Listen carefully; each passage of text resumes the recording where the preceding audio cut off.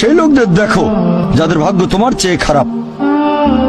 সেই সব লোককে দেখো না যারা তোমার চেয়ে বেশি ভাগ্যবান। তা না হলে তোমরা আল্লাহ তাআলাকে স্মরণ করায় অবহেলা করতে পারো, তা না হলে প্রতিপালকের প্রতি অকৃতজ্ঞ হয়ে যেতে পারো। তাহলে নবী বলেছেন তাদেরকে দেখো যাদের ভাগ্য খারাপ। তখন আপনি বলছেন আচ্ছা, এই লোকটার তো কোনো গাড়ি নেই, আমার একটা মারুতি অন্তত আছে। তাকে দেখবেন না যারা সে মার্সিডিজ। ও আমার মার্সিডিজ নেই কেন?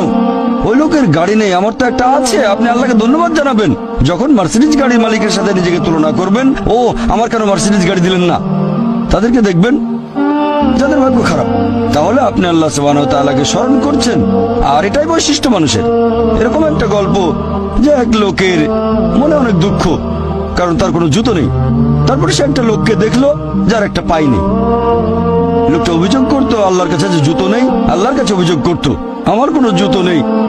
তারপর সেই লোকটাকে দেখলো যার একটা পা নেই। তখন সে আল্লাহকে ধন্যবাদ জানালো, আমার অন্তত দুটো পা আছে। তাহলে সন্তুষ্ট হওয়া একটা পরীক্ষা। আমাদের নবী মুহাম্মদ সাল্লাল্লাহু আলাইহি ওয়াসাল্লাম বলেছেন, এটা আছে সহিহ বুখারীতে খণ্ড নম্বর 8, যে সত্যিকারের সম্পদ হচ্ছে সন্তুষ্ট হওয়া, ধন সম্পত্তি নয়।